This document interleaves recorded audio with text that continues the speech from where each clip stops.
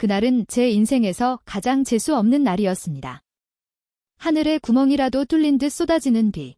저는 문 닫은 약국 처마 밑에서 흠뻑 젖은 채 웅크리고 서 있었습니다. 얇은 코트는 몸에 착 달라붙었고 머리카락은 물에 젖은 걸레처럼 축 늘어졌죠. 야속하게도 배터리가 나간 핸드폰, 언제 사라졌는지 모를 지갑. 주위에는 바쁘게 스쳐 지나가는 사람들 뿐 저처럼 초라한 행색의 사람에게 신경 쓸 여유가 있는 사람은 아무도 없었습니다. 하긴 길 잃은 어린애 하나 구제하는 것보다 더 급한 일이 누구에게나 있겠죠.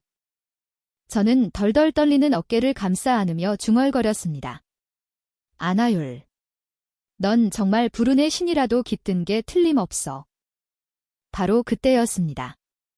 길 저편에서 자동차 경적 소리가 들려왔습니다. 눈을 가늘게 뜨자 칠흑 같은 마이바흐 한 대가 마치 맹수처럼 빗줄기를 가르며 제 앞에 멈춰 섰습니다. 차창이 스르르 내려가고 안에는 검은 정장을 말끔하게 차려입은 한 남자가 앉아 있었습니다.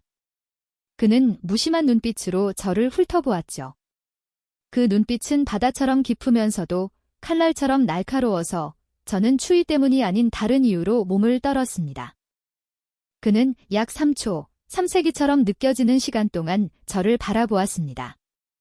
저는 본능적으로 벽에 바싹 몸을 붙이고 만약 강도를 만난다면 신발이라도 던지고 도망갈 준비를 했습니다. 하지만 그는 그저 낮은 목소리로 물었을 뿐입니다. 첼로 선율처럼 낮게 깔리는 목소리로요. 도움. 필요합니까? 세상에. 돈이 필요하냐는 것도 아니고 도움이 필요하냐니. 아직 세상에 이렇게 친절한 사람이 남아 있었던가요? 제가 멍하니 서 있는 사이 조수석 문이 툭 하고 열렸습니다. 남자가 고개를 까딱하며 무심하게 덧붙였습니다. 타요. 데려다 주죠. 탈 것인가 말 것인가. 그것은 생사의 기로에 선 인간의 영원한 질문이었습니다. 저는 그의 얼굴을 쳐다봤습니다. 인신매매범처럼 생기지는 않았지만 영화에서는 잘생긴 남자가 더 위험하다고들 했죠. 하지만 흠뻑 젖어 더 이상 걸어갈 힘도 없는 제 자신을 보니 결국 이성이 추위 앞에 무릎을 꿇고 말았습니다. 저는 느릿느릿 다가가 조수석에 앉았습니다. 손에는 낡은 배낭끈을 마치 무기처럼 꽉 쥔 채로요. 마침내 차 문이 닫히고 바깥 세상은 즉시 차단되었습니다. 차 안은 따뜻했고 은은한 민트 향이 감돌았죠. 저는 목을 움츠리며 작은 목소리로 말했습니다. 감사합니다. 그는 그저 무심하게 대답했습니다. 신경 쓰지 마요. 차가 천천히 움직이기 시작했습니다. 저는 몰래 고개를 돌려 옆의 남자를 훔쳐보았습니다. 높은 콧날, 날카로운 턱선, 굳게 담은 얇은 입술. 숨만 쉬어도 재벌 총수의 냉철한 분위기가 풍기는 제가 가끔 몰래 읽던 인터넷 소설 속 남자 주인공 같은 사람이었죠. 정장 안의 흰 셔츠는 단추 하나 흐트러짐 없이 채워져 있었고 왼쪽 손목에는 수억 원을 호가하는 파텍 필립 시계가 채워져 있었습니다. 이 분위기. 평범한 사람은 절대 아니었습니다. 제 호기심 어린 시선을 느꼈는지 그가 고개를 돌려 눈썹을 치켜올리며 짧게 물었습니다. 뭘 봅니까? 저는 화들짝 놀라 얼굴이 빨개져 고개를 푹 숙였습니다. 아무것도 아니에요. 속으로는 소리치고 있었죠. 잘생긴 남자 쳐다보는 게 죄냐고. 어색한 침묵이 5분쯤 흘렀을까 그가 물었습니다. 집은 어딥니까? 저 주소를 잘 몰라요. 얼마 전에 이사 왔는데 핸드폰은 꺼지고 지갑도 잃어버려서. 거기까지 말하자 목이 메어 서러운 감정이 저를 통째로 삼킬 것만 같았습니다. 남자는 잠시 침묵하더니 차를 반대 방향으로 돌렸습니다. 저는 깜짝 놀라 물었죠. 어디 가시는 거예요?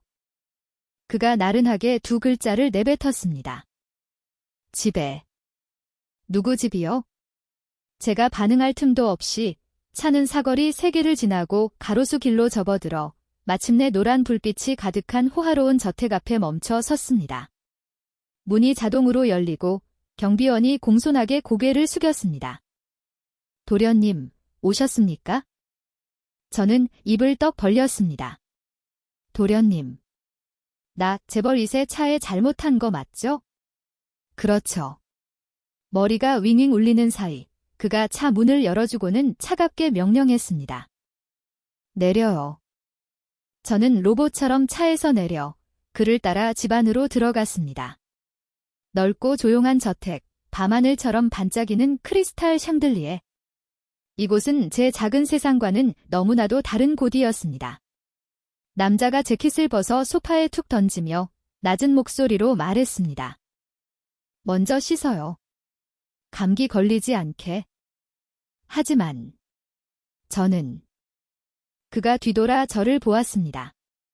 그 깊은 눈빛에 저는 말을 잇지 못했죠. 신세지기 싫으면 얌전히 말 들어요. 저는 결국 고개를 숙이고 배낭을 든 채 욕실을 찾아 나섰습니다. 마음은 여전히 혼란스러웠죠. 오늘 저는 길만 잃은 게 아니었습니다. 낯설고 신비로운 한 남자의 세계에 발을 들여놓고 말았습니다. 그의 눈빛에 담긴 무언가가 아주 오랜만에 제 심장을 뛰게 만들었습니다. 한참을 헤맨 끝에 저는 마침내 따뜻한 물줄기 아래 몸을 맡길 수 있었습니다. 온종일 스며들었던 추위가 씻겨나가는 것 같았지만 심장은 여전히 쿵쾅거렸죠. 안하율, 너 정말 대책 없구나. 저는 세수를 하며 중얼거렸습니다. 누군지도 모르고 무슨 속셈인지도 모르는데 덥석 남의 집까지 따라오다니. 생각할수록 제가 마치 공포영화 속 어리석은 여주인공 같았습니다. 스스로 함정 속으로 걸어 들어가는 그런 역할 말이죠. 하지만 다시 생각해보니 저렇게 잘생기고 분위기 있고 이렇게 멋진 집에 사는 사람이라면 정말 나쁜 짓을 당하더라도 뭐 어쩔 수 없지 않을까? 아, 안 돼. 정신 차려, 하유라. 샤워를 마치고 수건으로 몸을 두른 채 조심스럽게 문을 열었습니다. 문고리에는 놀랍게도 택도 떼지 않은 새 잠옷이 단정하게 걸려 있었습니다. 그리고 작은 메모지 하나, 굳세고 힘찬 필체였습니다. 갈아입고 맞은편 방으로 와요. 기다릴게요. 순간 온몸이 화끈 달아올랐습니다. 물론 그가 단순히 아픈 사람을 걱정해서 그런 것이겠지만 아무리 봐도 이건 아주 약간의 다정함이 섞여 있는 것 같았거든요. 옷을 갈아입고 저는 맞은편 방의 문을 두드렸습니다. 문은 거의 즉시 열렸죠. 송태하가 소파에 앉아 있었습니다. 그는 간편한 흰 셔츠 차림이었고 소매를 걷어 올린 팔목은 단단해 보였습니다. 길고 가는 손가락으로 따뜻한 물이 담긴 잔을 들고 있었죠. 제가 문가에서 머뭇거리자 그는 미간을 찌푸리며 낮은 목소리로 말했습니다. 이리 와요. 마치 최면에 걸린 듯 저는 조심스럽게 다가갔습니다. 그가 제게 물잔을 건네며 퉁명스럽게 말했습니다. 마셔요. 저는 얌전히 잔을 받아 작은 모금을 마셨습니다. 달콤하고 따뜻한 물이 마른 목을 적시자 울컥 눈물이 날 뻔했습니다. 어째서인지 물 한 잔이었을 뿐인데 누군가에게 진심으로 보살핌받는 듯한 기분이 들었습니다. 그는 등을 기댄 채 긴 다리를 꼬고 앉아 평온한 눈빛으로 저를 관찰했습니다. 탐색하는 것도 이용하려는 것도 아닌 마치 길 잃은 작은 고양이가 이제 막 배불리 먹고 몸을 녹이는 것을 지켜보는 듯한 눈빛이었죠. 저는 부끄러워서 작게 물었습니다. 이름이 어떻게 되세요? 그가 눈을 내리깔고 느긋하게 대답했습니다. 송태하. 이름도 멋있네. 주인처럼. 저는 하고는 다시 작은 목소리로 말했습니다. 저는 안하율이에요. 다시 침묵이 흘렀습니다. 밖에서는 여전히 비가 내리고 있었고 유리창을 두드리는 빗방울 소리가 제 심장 박동과 어우러지는 듯 했습니다. 제가 어색함을 깨기 위해 입을 열려던 순간 그가 먼저 천천히 입을 열었습니다. 어디로 가려던 겁니까? 저 오임시로 지낼 곳을 찾아서 내일 바로 떠날게요. 패 끼치지 않을게요. 말을 마치자 손바닥이 땀으로 축축해졌습니다. 재벌 총재의 집에 하룻밤 신세 지는 것도 감지덕지인데 내일 떠나겠다는 말이 왜 이렇게 서운하게 느껴지는 걸까요? 그는 몇 초간 침묵했습니다. 그의 깊은 눈빛이 제 마음을 꿰뚫어 보는 듯했죠. 그러다 갑자기 그가 입꼬리를 비틀며 희미하게 웃었습니다. 서두를 필요 없어요. 저는 눈을 동그랗게 떴습니다. 그가 나른하게 의자에 기대며 사람 속을 간지리는 목소리로 말했습니다. 몸이 다 나을 때까지는 있어요. 괜히 몸 축내지 말고. 단순한 말이었지만 제 마음은 속절없이 무너져 내렸습니다. 저는 마치 주인이 머리를 쓰다듬어준 작은 토끼처럼 가만히 고개를 끄덕였습니다. 갑자기 그가 다시 물었습니다. 가족은 있습니까? 저는 입술을 깨물고 살짝 고개를 저었습니다. 부모님은 제가 18살 때 돌아가셨어요.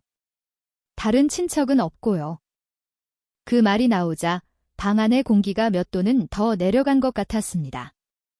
송태하는 저를 바라보았습니다. 그의 눈빛이 순간 아주 부드러워졌습니다. 동정이 아닌 아주 기묘한 종류의 소중함이 담긴 눈빛이었죠. 그는 더 이상 아무 말도 하지 않고 그저 일어나서 낮은 목소리로 당부했습니다. 여기서 마음 편히 있어요. 짧고 꾸밈없는 말이었지만 제가 들어본 그 어떤 달콤한 맹세보다도 무겁게 다가왔습니다. 그날 밤 저는 손님용 침실에서 잠이 들었습니다. 고급 유연제 향기가 나는 침구, 몸을 감싸는 부드러운 소미불. 창밖의 빗소리를 들으며 제 마음은 전에 없이 평온했습니다. 비극으로 시작된 하루가 낯선 남자의 보호 아래 끝나다니. 진부한 소설 같지만 지금 이 순간만큼은 조금도 가짜처럼 느껴지지 않았습니다. 잠들기 전 저는 생각했습니다. 만약 가능하다면 그와 조금만 더 함께 있고 싶다고. 아주 잠시라도 그걸로 충분하다고. 다음 날 아침 저는 창문으로 스며드는 희미한 햇살에 잠을 깼습니다. 부드러운 소미불이 세상에서 가장 따뜻한 포옹처럼 저를 감싸고 있었죠. 저는 눈을 깜빡였습니다. 길을 잃고 낯선 남자를 만나 재벌의 저택에서 잠시 보호받는 이상한 꿈을 꾼 것만 같았습니다. 보호라는 단어를 생각하자 얼굴이 확 달아올랐습니다. 내가 무슨 길고양이도 아니고. 저는 끙 하고 몸을 일으켰습니다. 침대 옆 탁자 위에는 새로운 옷이 놓여 있었습니다. 우윳빛의 심플한 원피스는 단정하고 우아했죠. 그 위에는 작은 메모지가 끼워져 있었습니다. 익숙하고 힘찬 필체. 임시로 입어요? 부엌에 아침 식사 준비해뒀습니다. 저는 3초간 멍하니 있다가 웃음을 터뜨렸습니다. 왜 갑자기 공주님 대접을 받는 기분이 드는 걸까요? 옷을 갈아입고 아래층으로 내려가니 넓은 거실은 비어 있었지만 오픈형 주방에는 불이 켜져 있었습니다. 송태아가 여전히 간편한 흰 셔츠 차림으로 느긋하게 커피를 내리고 있었습니다. 창문으로 들어온 햇살이 그의 날카로운 턱선에 비춰졌죠. 평범한 옷을 입었을 뿐인데도 온몸에서 뿜어져 나오는 재벌 총수의 분위기는 세상이 불공평하다는 것을 다시 한번 느끼게 했습니다. 저는 작은 목소리로 인사했습니다. 좋은 아침이에요. 그가 저를 힐끗 쳐다보고는 무심하게 고개를 끄덕였습니다. 앉아요. 테이블 위에는 이미 아침 식사가 차려져 있었습니다. 토스트, 계란 프라이, 그리고 따뜻한 우유 한 잔이. 저는 눈을 동그랗게 떴습니다. 이거 직접 준비하신 거예요? 제가 멍하니 서 있는 것을 보고 그가 눈썹을 치켜 올렸습니다. 왜 독이라도 탔을까 봐. 아니요. 그냥 익숙하지 않아서요. 평소에 저는 라면으로 끼니를 때우는데 이렇게 근사한 아침 식사는 꿈도 못 꿀 일이었으니까요. 송태아는 대답 없이 그저 느긋하게 커피를 마셨습니다. 그 모습이 마치 다른 사람을 챙기는 것에 아주 익숙한 사람처럼 보였죠. 몇 입 먹다가 저는 참지 못하고 작은 목소리로 물었습니다. 회사 안 가세요? 그가 태연하게 대답했습니다. 휴가 중입니다. 대기업 총수도 휴가를 내는구나. 저는 궁금했지만 더 이상 묻지는 못했습니다. 식사를 마치고 저는 설거지를 돕겠다고 나섰습니다.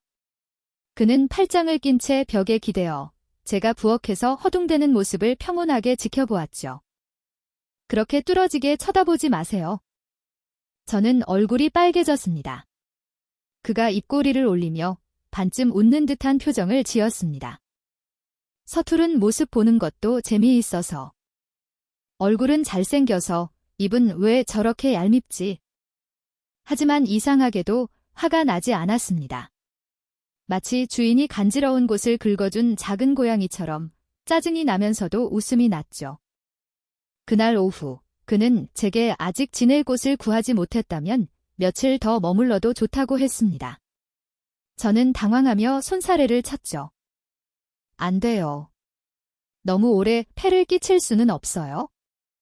그가 희미하게 웃었습니다. 며칠 더 있는다고 누가 죽는 거 아니니까? 하지만 저는 너무 죄송해서 죽을 것 같은데요. 제가 망설이는 것을 보고 그는 어깨를 으쓱하며 태연하게 덧붙였습니다. 방도 많이 남는데. 길 잃은 토끼 한 마리 키우는 셈치죠. 뭐. 토끼.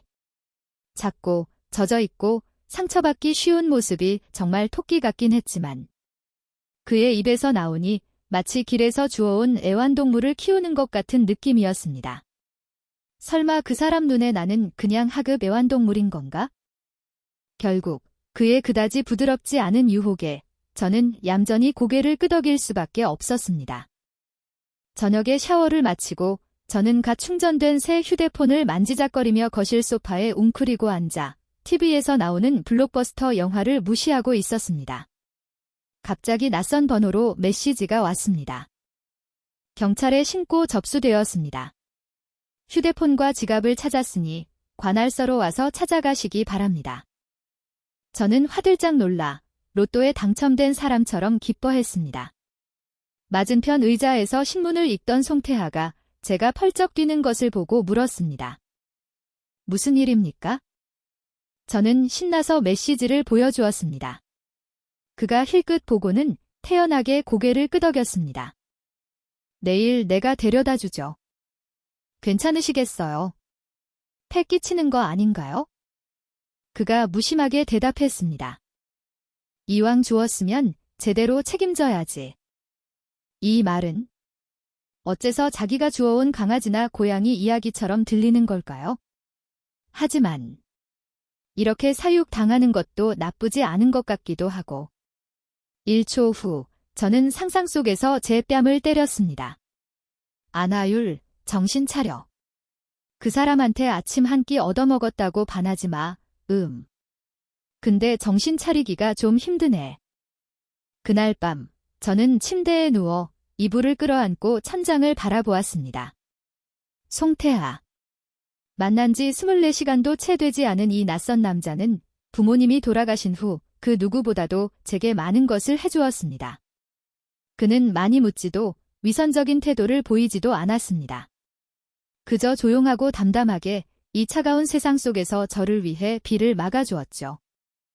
호화로운 저택 안에서 밖에서는 여전히 비가 내리고 있었지만 제 마음속에는 아주 작은 싹이 트기 시작했습니다. 아주 따뜻하고 아주 달콤한 느낌의 싹이었습니다. 저는 그저 조금 피곤한 것이라고 생각했습니다. 어쨌든 어제는 몇 시간 동안 비를 맞았고 감정적으로도 힘든 밤을 보냈으니까요. 어떤 몸이라도 견디기 힘들었겠죠. 하지만 저는 애써 아무렇지 않은 척했습니다. 더 이상 그에게 짐이 되고 싶지 않았거든요. 억지로 활기찬 척, 억지로 잘 먹는 척, 억지로 물 밖에 나온 물고기처럼 헐떡이지 않는 척했습니다. 저녁에 송태하가 괜찮아요? 라고 물었을 때 저는 헤헤 웃으며 대답했습니다. 네, 괜찮아요. 새빨간 거짓말이었습니다. 바로 그 순간 저는 물을 마시러 일어났다가 어지러워서 바닥에 고꾸라질 뻔했으니까요. 번개처럼 빠른 단단한 팔 하나가 저를 붙잡았습니다. 은은한 민트 향이 저를 감쌌죠. 고개를 들자 그의 깊고 검은 눈동자 속으로 빨려 들어가는 것 같았습니다. 열이 있군요. 그가 미간을 찌푸리며 낮은 목소리로 말했습니다. 저는 하고 변명할 틈도 없이 그의 손이 제 이마에 닿았습니다. 뜨거웠습니다. 그의 손바닥에서 전해지는 시원한 감촉에 울컥 눈물이 날 뻔했습니다. 그가 아주 작게 거의 들리지 않을 정도로 한숨을 쉬었습니다. 자기 몸 하나 제대로 못 챙깁니까? 그의 다정한 질책에 저는 마치 몰래 간식을 먹다 들킨 고양이처럼 움츠러들었습니다. 저 읍에 끼치고 싶지 않아서요. 그 말을 듣자 송태하의 눈빛이 조금 어두워졌습니다. 그는 더 이상 아무 말도 하지 않고 저를 번쩍 안아 들었습니다. 저는 당황해서 소리쳤죠. 아, 안 돼요. 저 혼자 걸을 수 있어요. 하지만 그는 제 말을 무시했습니다. 그의 품에 안기니 저는 깃털처럼 가볍게 느껴졌습니다. 심장이 미친 듯이 뛰었습니다. 열 때문이 아니었습니다. 언제부터였을까요? 제가 이 따뜻함을 영원히 품고 싶다는 생각을 하게 된 것은 그가 저를 객실 침대에 눕히고 재빨리 찬수건과 해열제를 가져왔습니다. 저는 마른 생선처럼 가만히 누워 바쁘게 움직이는 그의 넓은 등을 바라보았습니다. 어째서인지 그 서툰 보살핌 하나에 코끝이 찡해졌습니다. 그가 침대 가장자리에 앉아 조심스럽게 제 이마에 찬 수건을 올려주었습니다. 약 먹어요. 그가 짧게 명령했습니다. 저는 얌전히 입을 벌렸고 그는 마치 어린아이에게 하듯 약을 먹여주고 물을 마시게 도와주었습니다. 잠시 후 약 기운이 돌기 시작하자 몸의 열기가 서서히 가라앉았습니다. 저는 기어들어가는 목소리로 말했죠. 고마워요, 태하 씨. 그가 저를 바라보았습니다. 그의 눈빛이 등불 아래 반짝였습니다. 그날 밤 저는 얕은 잠을 잤습니다. 꿈과 현실의 경계에서 누군가 제 곁에 앉아 때때로 찬 수건을 갈아주고 제 이마를 가볍게 짚어보며 열을 확인하는 것을 느꼈습니다. 그의 낮은 목소리는 마치 자장가 같았죠. 괜찮아, 내가 여기 있어? 아주 오랜만에 저는 악몽 없이 잠을 잤습니다. 다음 날 아침 저는 희미한 창밖의 빛에 잠을 깼습니다. 방 안은 조용했죠?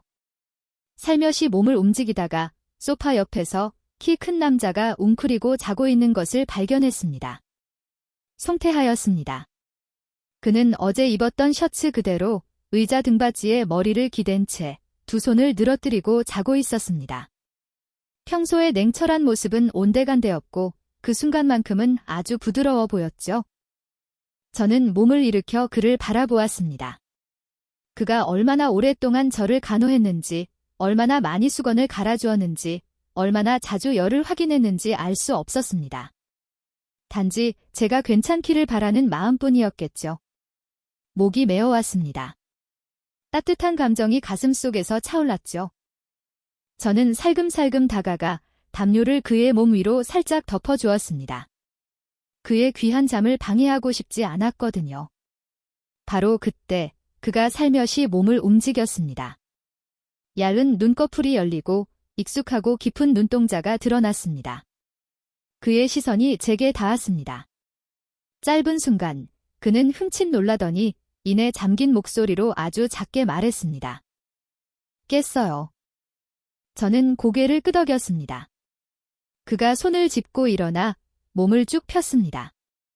단순한 동작이었지만 여전히 기품이 넘쳤죠. 배고파요. 조금요. 그가 희미하게 웃으며 작은 고양이 머리를 쓰다듬듯 제 머리를 쓰다듬었습니다. 가만히 앉아 있어요. 죽 끓여줄게. 네. 송태하. 냉철하고 오만한 대기업 총수가 저를 위해 죽을 끓여준다고요? 30분 후 그는 뜨거운 흰죽 한 그릇을 가져왔습니다. 제가 숟가락으로 한 입 떠먹으니 부드럽고 향긋하며 아주 맛있었습니다. 당신이 끓인 거예요? 저는 놀라서 물었습니다. 그가 태연하게 대답했죠. 나 말고 누가 있겠어요. 저는 거의 울 뻔했습니다.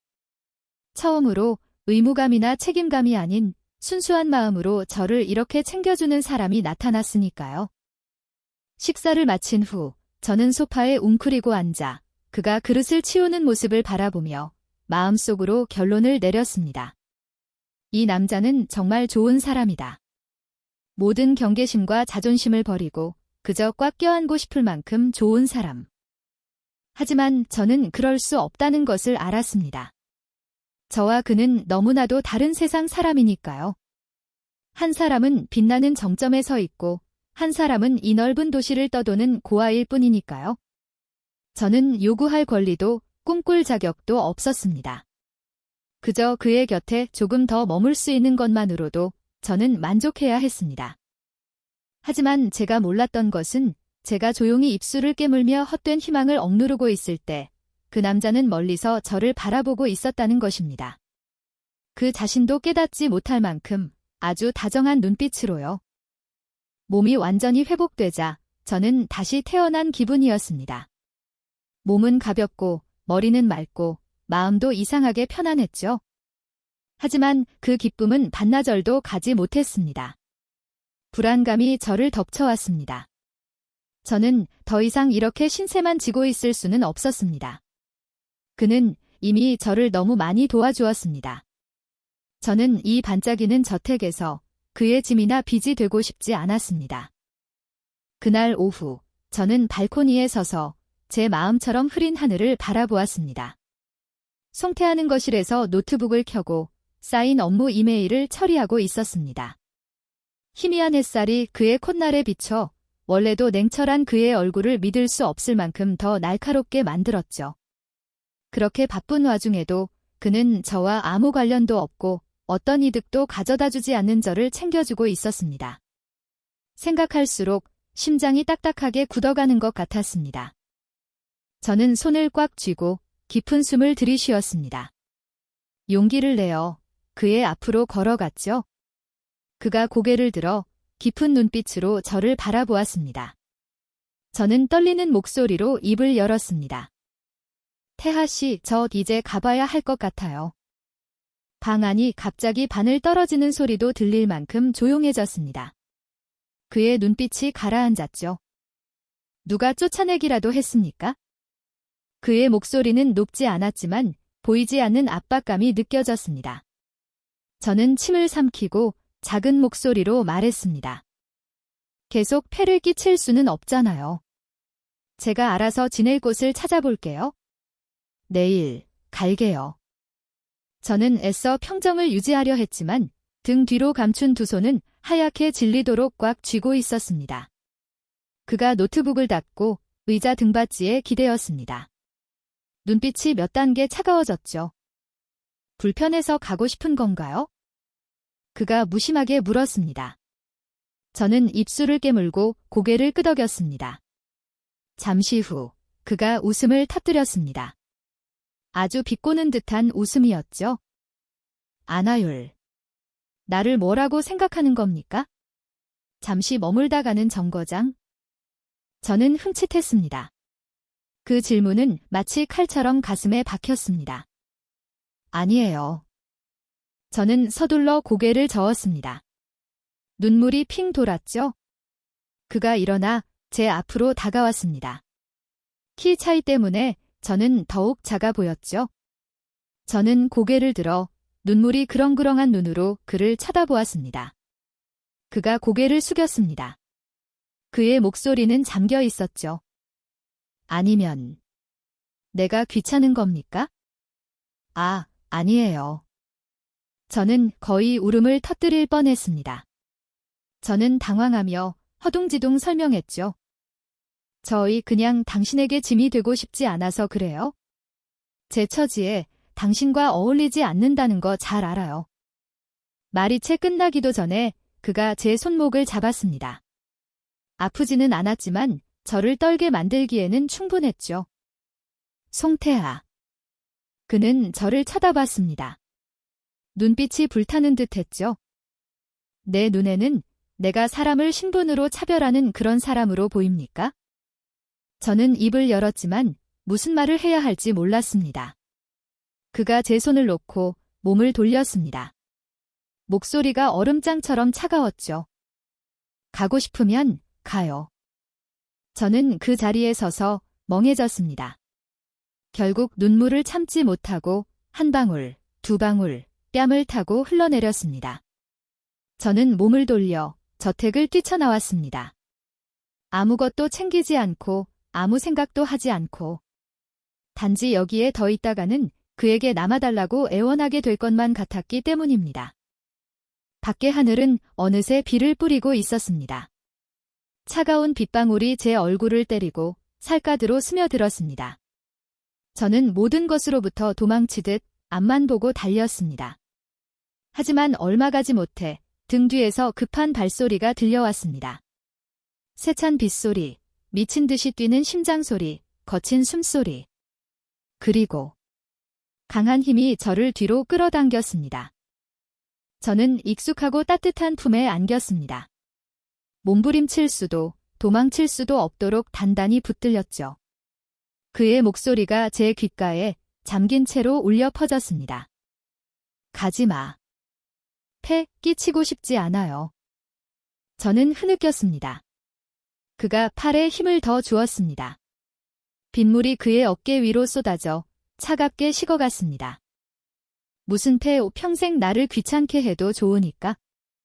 그가 낮은 목소리로 말했습니다. 저는 엉엉 울었습니다.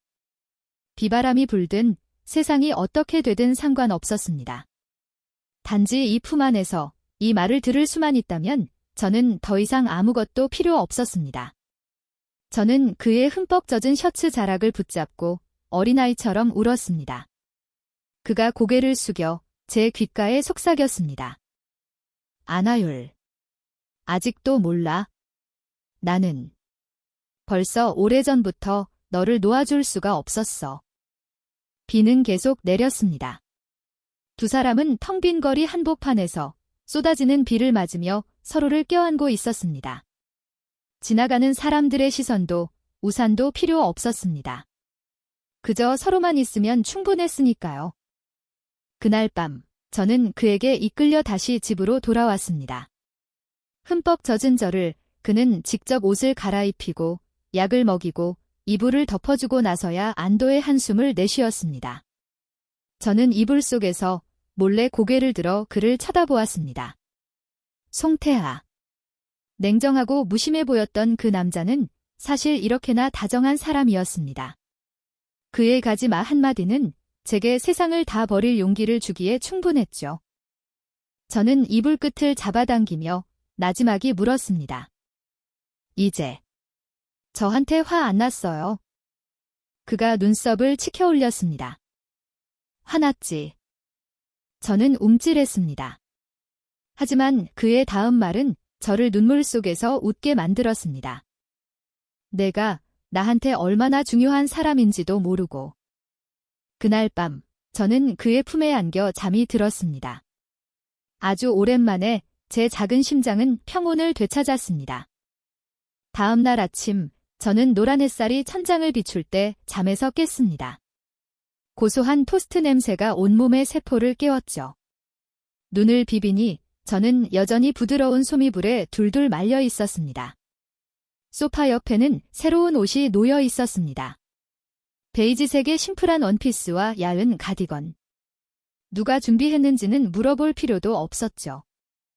저는 이불을 끌어안고 침대에서 몇 바퀴 굴렀습니다. 심장이 젤리처럼 말랑말랑해지는 기분이었습니다. 송태아. 밖에서는 냉정한 그 남자가 저만의 세상에서는 아침 햇살처럼 다정했습니다. 제가 아래층으로 내려갔을 때 그는 이미 식탁에 앉아 태연하게 커피를 마시고 있었습니다. 제가 어물쩍거리며 다가가자 그가 힐끗 쳐다보며 무심하게 말했습니다. 늦잠꾸러기. 어제 너무 피곤해서요. 저는 부끄럽게 웃었습니다. 그가 눈썹을 치켜 올렸습니다. 응, 어젯밤에는 울다가 잠들었으니 오늘 안 피곤한 게 이상하지. 저는 얼굴이 새빨개져서 거의 죽 그릇에 얼굴을 파묻을 뻔했습니다. 남의 품에서 그렇게 엉엉 울어놓고 이제 와서 놀림까지 당하다니? 정말 체면이 말이 아니었습니다. 아침 식사를 마치고 저는 어쩔 줄 몰라 손가락만 만지작거렸습니다. 태하 씨, 그가 커피잔을 내려놓았습니다. 그의 깊은 눈빛이 저를 향했습니다. 또 가고 싶어. 아니요. 저는 붕어처럼 고개를 저었습니다. 그가 고개를 끄덕였습니다. 잘 안 해. 이 말은 마치 자기가 길고양이를 성공적으로 길들였다는 것처럼 들리는데, 그가 일어나 느긋하게 의자를 빼주며 제게 앉으라고 신호했습니다. 너랑 상의할 게 있어? 저는 얌전히 앉았습니다. 심장이 첫 면접을 앞둔 것처럼 두근거렸죠. 송태하는 태연하게 서류 가방에서 하얀 종이 한 장을 꺼냈습니다. 제목도 도장도 없는 그저 두 줄의 글씨가 적힌 종이었죠. 안하율은 자의로 떠날 때까지 이곳에 머문다. 송태하는 안하율의 모든 생활과 신변 안전을 책임진다. 저는 눈을 동그랗게 떴습니다. 이게 뭐예요? 그가 팔짱을 끼고 마치 사업 계약을 논하는 것처럼 태연하게 말했습니다. 이면 계약. 이면 계약이요? 저는 얼굴을 찡그렸습니다. 그가 고개를 끄덕였습니다. 법적 구속력은 없지만 양심에 따른 효력은 있지? 웃고 싶은데 웃을 수가 없다. 그가 턱을 괴었습니다. 그의 눈빛은 나른했지만 아주 진지했죠. 내 말은 너는 그냥 여기에 머물라는 거야? 모든 비용은 내가 책임질 테니 너는 그냥 잘 살면 돼, 아무 걱정 없이. 하지만 그러면 제가 너무 죄송해서요. 저는 작은 목소리로 말했습니다. 그가 저를 보며 희미하게 웃었습니다. 죄송해도 어쩔 수 없어. 아니, 무슨 그런 억지가 있어요. 태아 씨가 저한테 이렇게 많이 도와주셨는데 나중에 제가 어떻게 보답해야 해요? 그가 미간을 찌푸리며 생각에 잠긴 듯한 표정을 지었습니다. 보답. 네. 저는 고개를 끄덕였습니다. 송태하가 몸을 기울였습니다. 그의 눈빛이 조금 어두워졌죠. 그의 낮은 목소리가 제 귓가에 울려 퍼졌습니다. 그럼 얌전히 내 곁에 있어? 제 심장이 쿵 하고 세게 뛰었습니다. 미친 듯이 뛰었지만 저는 애써 태어난 척했습니다. 또 뭐 없어요. 그가 입꼬리를 올리며 반은 농담, 반은 진심으로 말했습니다. 가끔 나한테 좀 더 웃어줘. 내가 굶주린 늑대라도 되는 것처럼 항상 그렇게 경계하지 말고. 저는 웃음을 터뜨렸습니다. 알고 보니 그의 눈에 저는 항상 털을 곤두세우고 자기를 잡아먹을까 봐 두려워하는 작은 고양이였던 것입니다. 저는 고개를 끄덕였습니다. 네, 동의할게요. 그렇게 위장 동거 계약이 성공적으로 체결되었습니다. 흰 종이도, 검은 잉크도, 서명도, 도장도 없이 그저 동의 한마디와 서로를 바라보는 눈빛만으로 충분했습니다. 그날부터 제 삶은 새로운 페이지를 넘겼습니다. 아침에는 함께 아침을 먹고 그가 출근하면 저는 집을 청소하고 책을 읽고 새로운 기술을 배웠습니다. 저녁에 그가 돌아오면 저는 서투르게 간단한 요리를 했고 너무 싱겁다며 그가 뒤에서 몰래 양념을 더하곤 했죠. 삶은 달콤한 꿈처럼 평온하게 흘러갔습니다. 구속도, 약속도 없었지만 모든 사소한 순간들이 서로에게 속해 있다는 느낌으로 가득했습니다. 어느 날 저녁, 제가 서재에서 책장을 정리하고 있을 때 송태하가 다가왔습니다. 그는 팔짱을 낀 채 문에 기대어 조용히 저를 바라보았죠. 제가 돌아보며 고개를 갸웃거렸습니다. 왜요? 그가 천천히 다가와 제 턱을 가볍게 들어 올렸습니다. 그의 눈빛은 따뜻한 불꽃처럼 타올랐고 목소리는 물처럼 부드럽고 낮았습니다. 안하율. 내가 말했잖아. 내 앞에서 그렇게 귀엽게 굴지 말라고. 네. 제가 멍하니 있는 사이 그가 고개를 숙였습니다. 거리는 불과 몇 센티미터. 제 심장이 미친 듯이 뛰었지만 결국 그는 제 머리를 부드럽게 쓰다듬으며 말했을 뿐입니다. 내가 조금 더 클 때까지 기다려줄게. 빚은 그때 받지? 제 마음속의 작은 싹이 다시 한번 돋아났습니다. 이번에는 빗속에서가 아니었습니다. 다정한 사람의 보호 아래 기다림 속에서 따뜻한 햇살을 받으며 돋아난 싹이었습니다. 송태하와의 동거 생활은 물 흐르듯 평온하게 지나갔습니다. 매일 아침 눈을 뜨면 부엌에서 들려오는 그의 커피 내리는 소리, 집안에 울려 퍼지는 그의 규칙적인 발걸음 소리, 말없이 아침 식사를 준비해주고 날이 추워지면 난방기를 켜주는 그의 모습에 저는 점점 익숙해져 갔습니다. 심지어 매일 밤 잠들기 전 이불 잘 덮고 자라고 챙겨주는 그의 잔소리까지도요. 사람들은 익숙해지면 끊기 어렵다고들 하죠. 젠장, 저는 점점 더 그의 존재에 익숙해져 갔습니다. 어느 주말 오후, 저는 서재에서 책을 읽고 있었습니다. 송태하에게 손님이 찾아왔죠. 저는 참견하는 성격이 아니라서 조용히 제 할 일을 하며 일부러 나가서 인사하지 않았습니다. 하지만 거실에서 들려오는 한 여자의 낭낭한 웃음소리에 저는 잠시 멈칫했습니다. 그 여자 목소리는 바람종처럼 맑고 달콤했죠. 송 총재님. 요즘은 정말 만나 뵙기 힘드네요. 전화도 안 받으시고. 저는 호기심에 살금살금 머리를 내밀어 엿보았습니다. 눈앞의 광경에 마음이 쿵 내려앉았습니다. 젊고 새하얀 원피스를 입은 화장을 옅게 한 예쁜 여자가 그와 아주 가까이 앉아 있었습니다. 송태하는 여전히 특유의 냉정한 표정이었지만 명백히 그녀를 쫓아내지는 않았습니다. 심지어 차까지 끓여주고 있었죠. 저는 입술을 깨물고 휙 돌아서서 서재로 돌아왔습니다. 어째서인지 마음속이 발톱으로 긁히는 것처럼 불편하고 불쾌했습니다. 아주 불쾌했죠.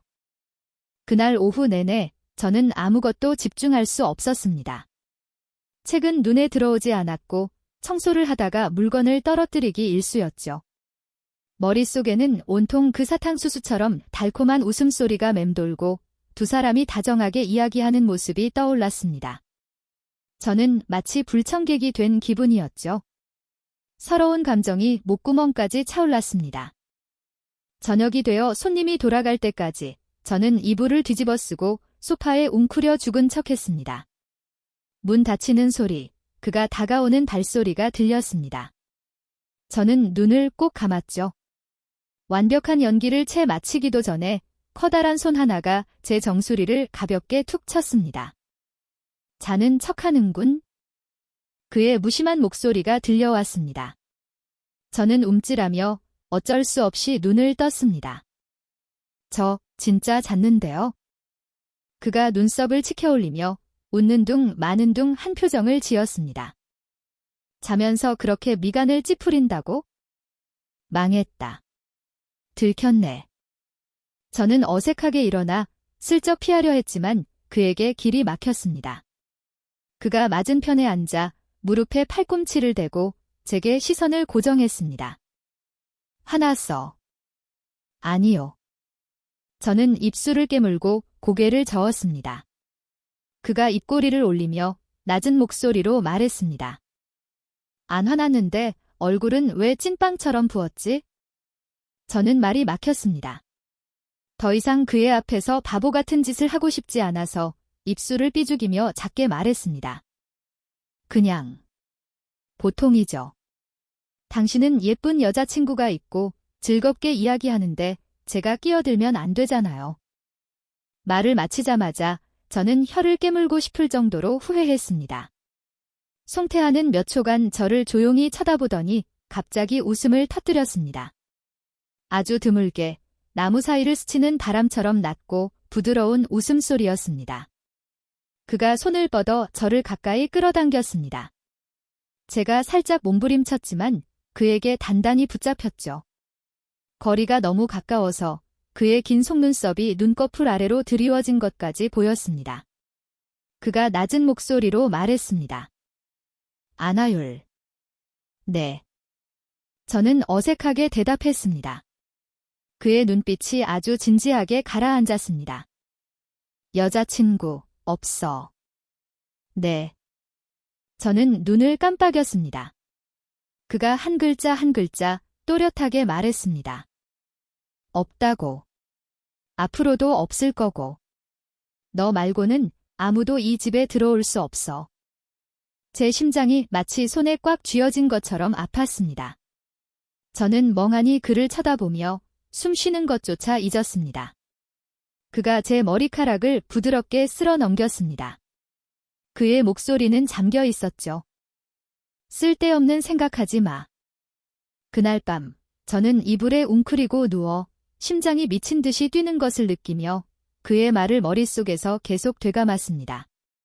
너 말고는 아무도 이 집에 들어올 수 없어. 단순한 한마디였지만 길 잃은 작은 고양이 같았던 제게는 세상에서 가장 다정한 약속이었습니다.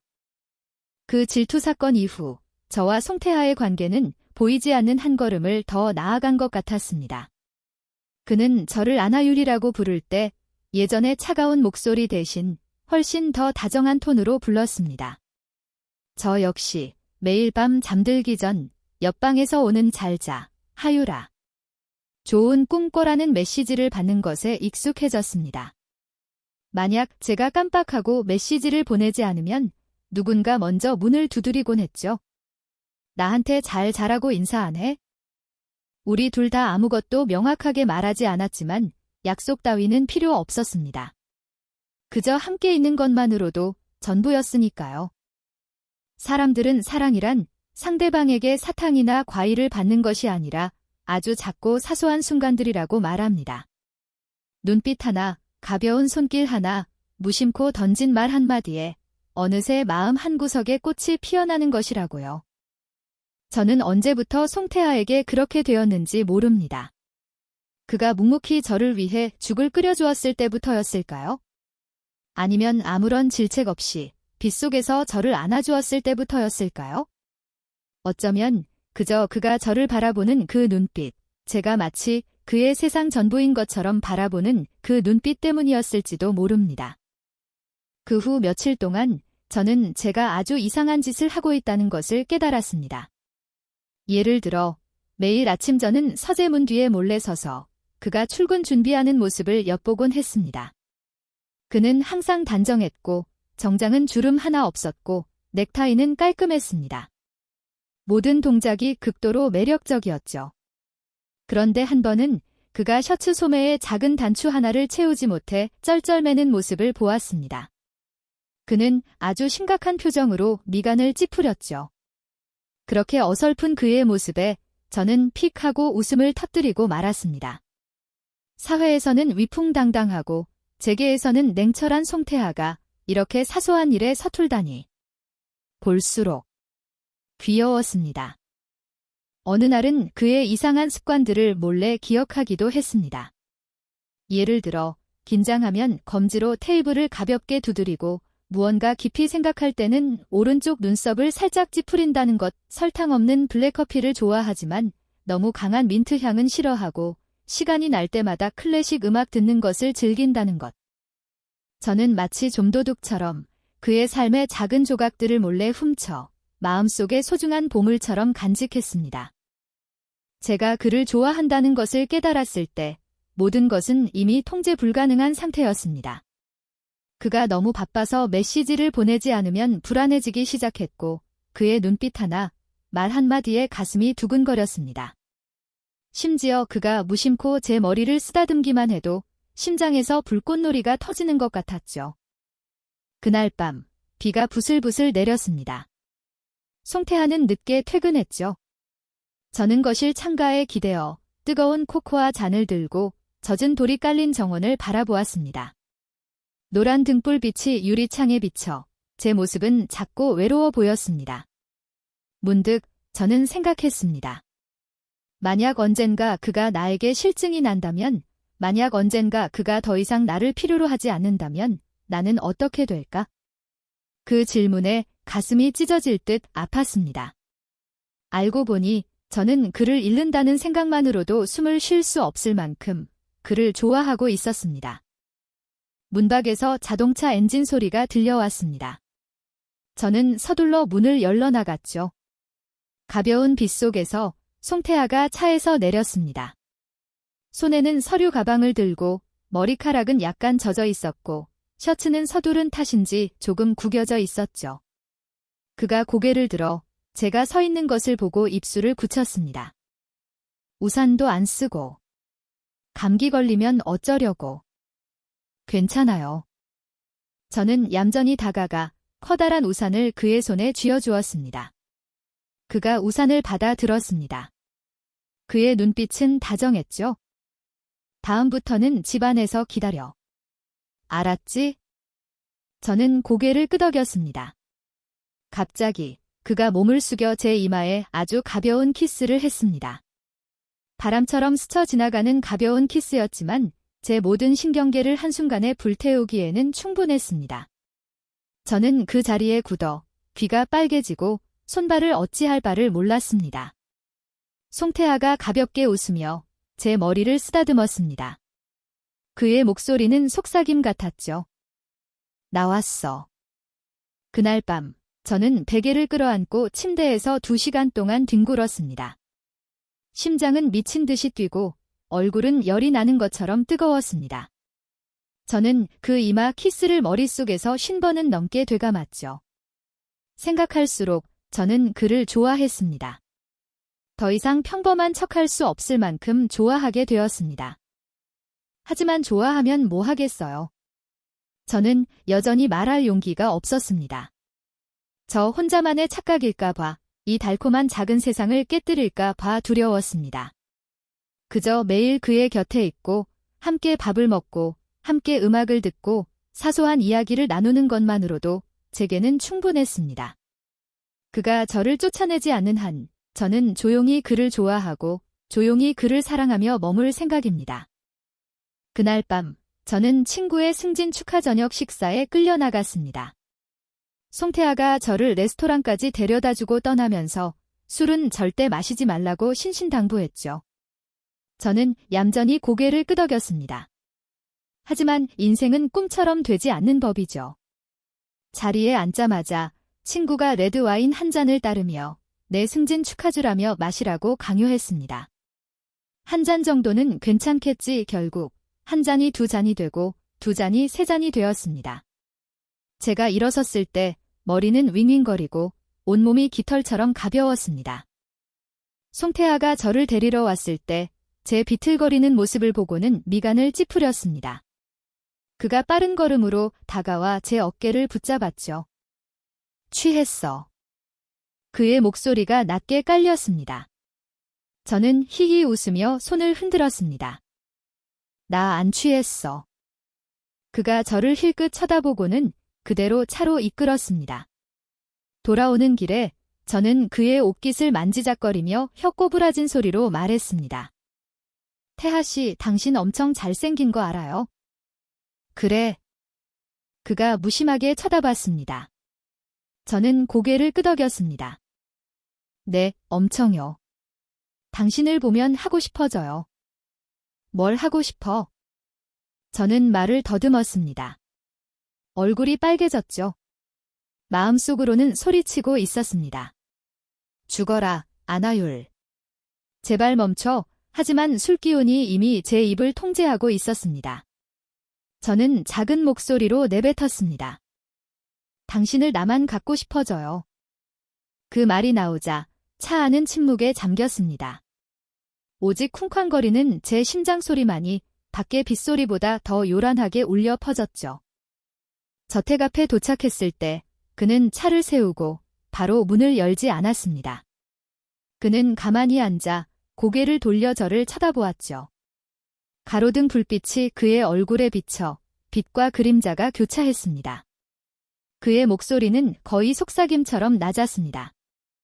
방금 뭐라고 했어? 저는 당황해서 허둥지둥 손사래를 쳤습니다. 아무 말도 안 했어요. 그냥 헛소리 한 거예요. 헛소리. 그가 희미하게 웃었습니다. 위험한 미소였죠. 저는 고개를 끄덕였습니다. 마음 같아서는 구멍이라도 찾아 숨고 싶었죠. 그가 핸들에 팔을 기댔습니다. 그의 시선이 제게 고정되었습니다. 안아율. 네.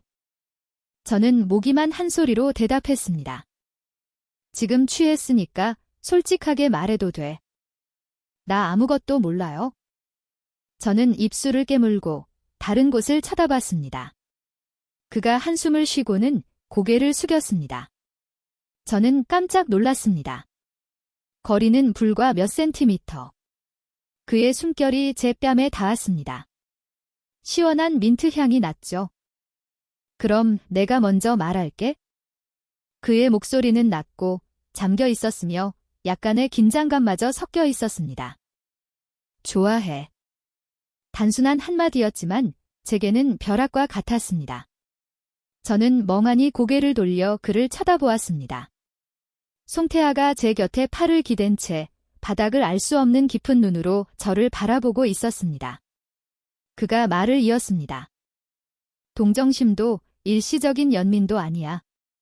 그냥 좋아해. 아주 많이. 저는 입술을 깨물었습니다. 코끝이 시큰해지는 기분이었습니다. 취기 속에서 제가 그동안 애써 감춰왔던 모든 것, 모든 걱정과 망설임이 연기처럼 사라지는 것 같았습니다.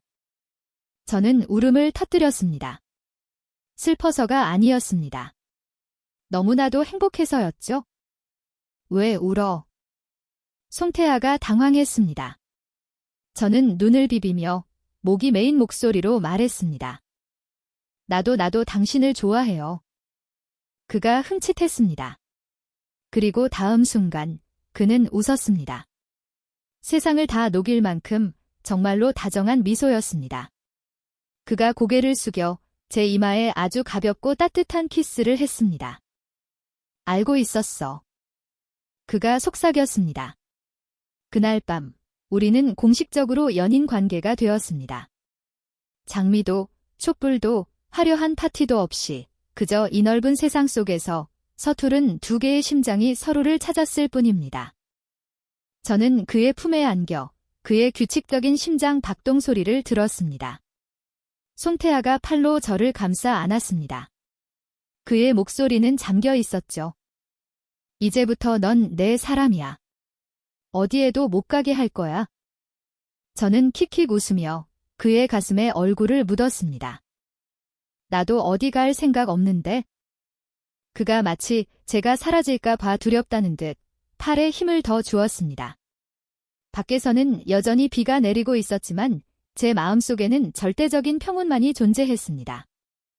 만약 사랑하면 마냥 달콤하고 무지개가 뜰 것이라고 생각한다면 그건 분명 디즈니 만화를 너무 많이 본 탓일 겁니다. 저와 송태아는 그 초달달한 고백의 밤 이후 공식적으로 연인 관계가 되었습니다. 제 세상은 칙칙한 잿빛에서 갑자기 빛으로 가득 찼죠. 저는 꿈처럼 아름다운 나날을 보냈습니다.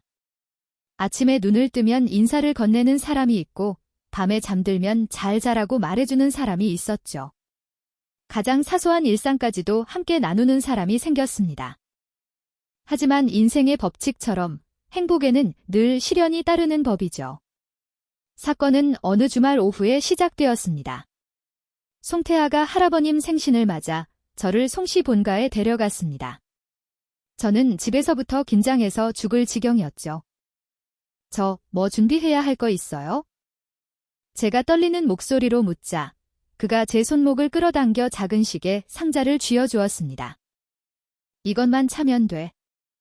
상자를 열자 저는 눈이 부셔서 손을 놓칠 뻔했습니다.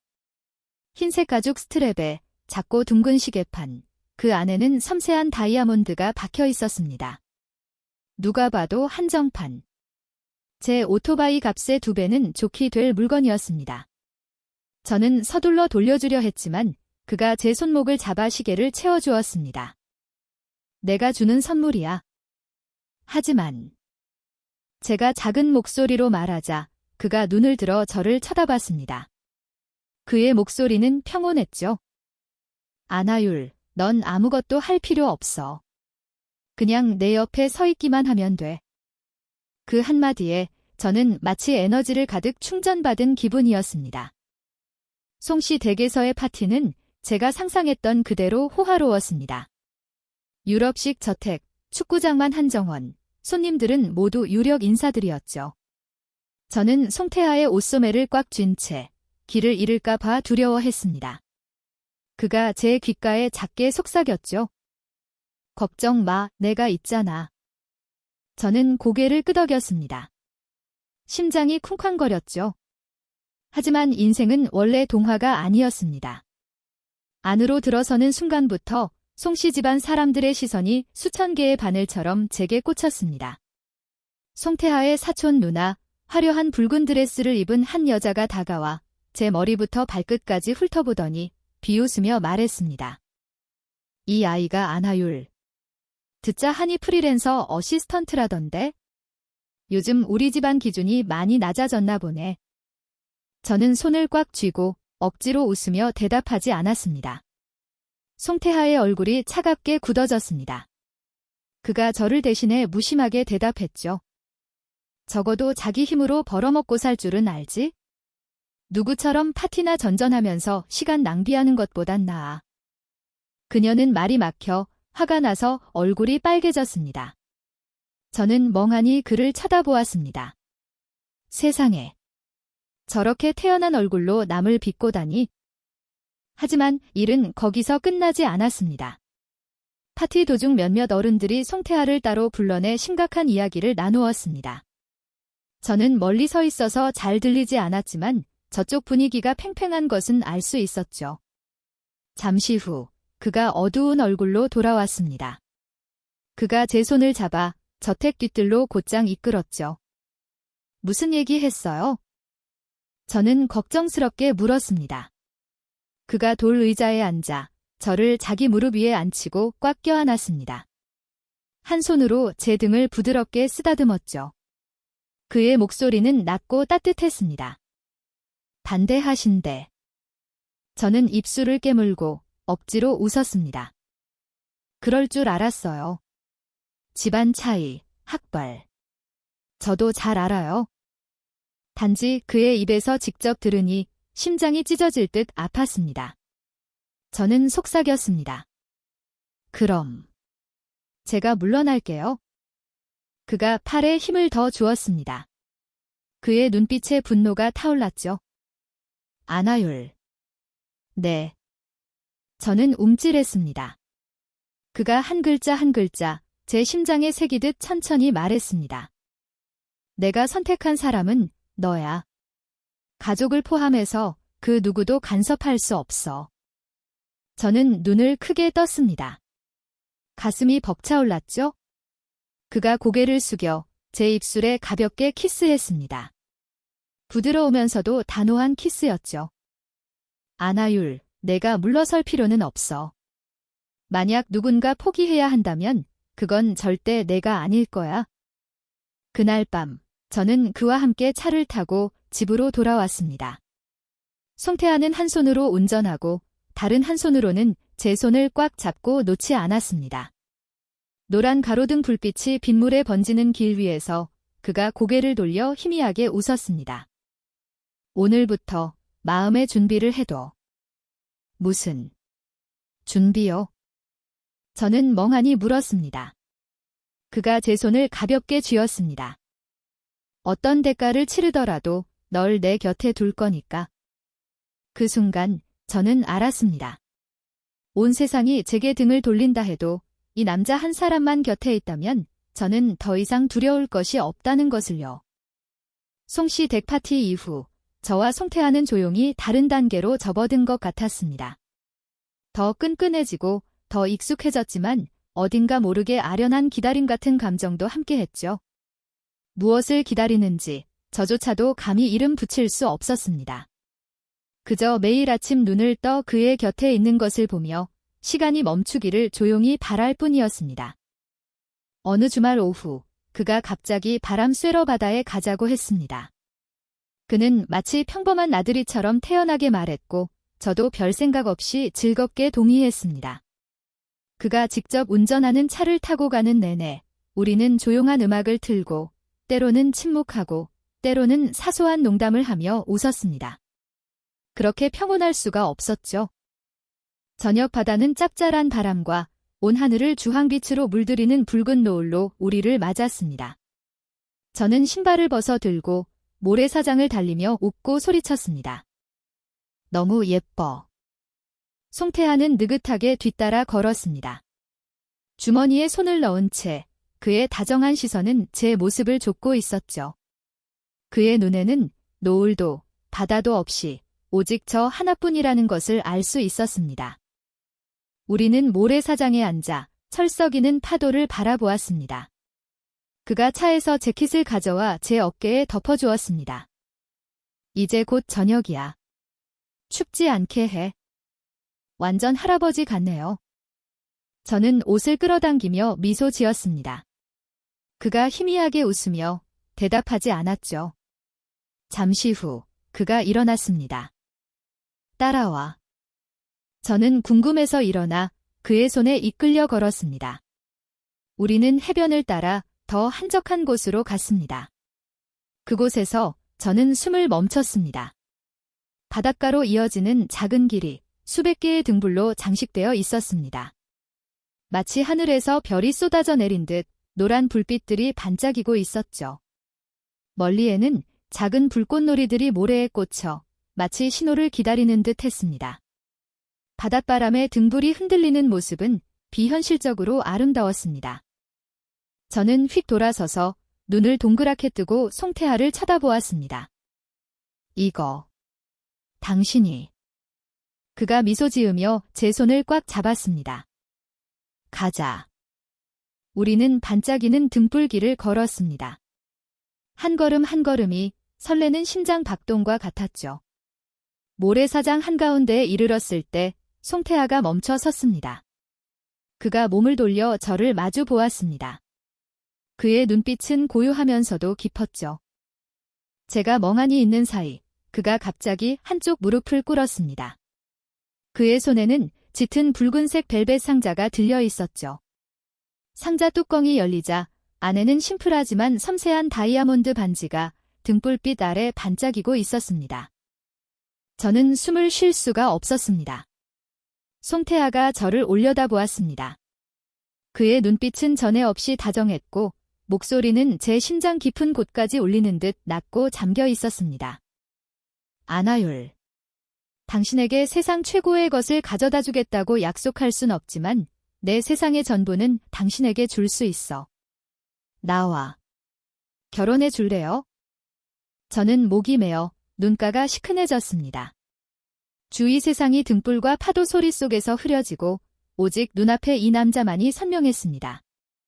제 삶에 조용히 들어와 인내심을 갖고 저를 조금씩 따뜻하게 녹여준 이 남자. 저는 손으로 입을 가리고 고개를 계속 끄덕였습니다. 눈물이 뺨을 타고 흘러내렸죠.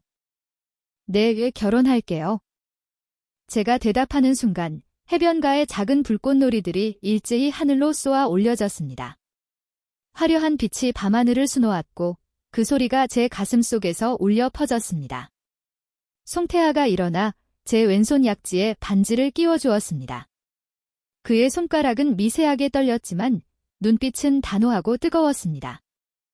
그가 저를 품에 꽉 껴안았습니다. 그의 잠긴 목소리가 제 귓가에 울려 퍼졌죠. 이제부터 평생 내 곁에 있을게. 절대 떠나지도 버리지도 않을 거야. 저는 그의 가슴에 얼굴을 묻었습니다. 눈물과 웃음이 뒤섞였죠. 제 심장이 태어나서 처음으로 망설임도 후회도 없이 온전히 한 사람에게 속하게 되었습니다. 오직 순수하고 진실하며 영원한 사랑만이 존재했습니다. 그날 밤 저와 송태하는 오랫동안 모래사장에 앉아 별을 보고 파도 소리를 들으며 두 사람이 함께할 미래를 꿈꾸었습니다. 저와 송태하의 결혼식은 모두의 상상처럼 화려하지 않았습니다. 금으로 도배된 예식장도 3미터짜리 드레스도 수백 명의 하객도 몰려든 취재진도 없었습니다. 그저 그의 집 뒤뜰에서 열린 작은 파티였습니다. 햇살과 꽃과 바람에 실려오는 부드러운 음악. 그리고 가장 중요한 제가 사랑하는 사람이 그곳에서 저를 기다리고 있었죠. 저는 과하지 않은 순백의 드레스를 입었습니다. 소매와 치맛단에 가볍게 레이스 장식이 있을 뿐이었죠. 머리는 높게 묶고 작은 꽃 한 송이를 꽂았습니다. 거울 앞에 서니 울컥 눈물이 날 뻔했습니다. 화장이 예뻐서가 아니었습니다. 이 세상의 모든 상처와 방황과 외로움 끝에 마침내 제 손을 잡고 평생을 함께할 사람을 찾았다는 사실 때문이었습니다. 제가 밖으로 나섰을 때 정원 전체가 숨을 멈춘 듯 했습니다. 송태하가 꽃 아치 아래 흰색 턱시도를 입고 서 있었습니다. 그의 시선은 처음부터 끝까지 제게 고정되어 있었죠. 그의 눈에서 저는 숨이 막힐 만큼 깊은 다정함과 단호함과 사랑을 보았습니다. 그가 제게 손을 내밀었습니다. 저는 생각할 필요도 없이 그를 향해 달려가 그의 손을 꽉 잡았습니다. 수없이 그랬던 것처럼, 지금부터 영원히 그럴 것처럼. 주례는 그의 친한 친구가 맡아 짧은 축사를 했습니다. 저는 바람 소리, 파도 소리, 그리고 제 가슴 속에서 울리는 심장 소리를 들었습니다. 저는 그가 말하는 것을 들었죠. 나 송태하는 오늘부터 내 모든 삶을 아나율에게 바치며 기쁠 때나 슬플 때나 부유할 때나 가난할 때나 건강할 때나 아플 때나 영원히 함께할 것을 맹세합니다. 저는 그의 손을 꽉 잡았습니다. 눈물이 흐르는 줄도 몰랐죠. 제 차례가 되자 목소리가 떨렸습니다. 나 아나율은 오늘부터 내 모든 사랑과 진심을 다해 송태하의 곁을 지키며 절대 떠나지도 버리지도 않고 영원히 그의 동반자이자 가족이 될 것을 맹세합니다. 주례가 지제 신부에게 키스해도 좋습니다 라고 선언했을 때 송태하는 1초도 망설이지 않았습니다. 그가 고개를 숙여 제게 키스했습니다. 부드러우면서도 소유욕이 담긴 깊은 키스였죠. 주위에서 불꽃놀이처럼 박수 소리가 터져 나왔습니다. 저는 눈을 감고 마음속으로 속삭였습니다. 고마워요. 이 넓은 세상에서 나를 찾아줘서. 완벽하지 않은 나를 사랑해줘서. 그리고 돌아갈 집을 선물해줘서. 결혼식 후 우리는 친구, 가족과 함께 작은 바비큐 파티를 열었습니다. 독한 술도 시끄러운 음악도 없이 오직 웃음소리와 바람에 실려오는 맛있는 음식 냄새만이 가득했죠. 송태하는 파티 내내 3분 이상 제 손을 놓지 않았습니다. 그는 제 손을 잡고 음식을 먹여주고 심지어 바람에 흩날리는 제 머리카락을 정리해주기까지 했습니다. 그 사소한 행동들이 마치 야은 실처럼 제 심장을 단단히 옭아매는 것 같았습니다. 그날 밤 모두가 돌아간 후 그가 저를 텅 빈 정원 한가운데로 이끌었습니다. 높이 매달린 등불빛이 우리 어깨 위로 부드럽게 쏟아졌죠. 그가 속삭였습니다. 아나율. 네. 저는 그의 가슴에 뺨을 기댔습니다. 그의 심장 박동 소리를 들으며 그가 부드럽게 말했습니다. 내가 웨딩드레스 입고 나한테 걸어올 때 나 울 뻔한 거 알아? 당신도 올 줄 알아요? 저는 놀라서 고개를 들었습니다. 그가 희미하게 웃으며 제 머리를 부드럽게 쓰다듬었습니다. 응, 오직 너 때문에. 저는 팔을 뻗어 그를 꽉 껴안았습니다. 이 세상에서 저는 더 이상 바라는 것이 없었습니다. 그저 그가 있으면, 그저 매일 아침 눈을 떴을 때 그가 곁에 있으면, 그저 매일 그의 손을 잡고 사계절을, 청춘을, 그리고 평생을 함께 걸어갈 수만 있다면? 송태하가 고개를 숙여 제 이마에 키스했습니다. 아나율. 오늘부터 당신은 내 인생 최고의 행운이야.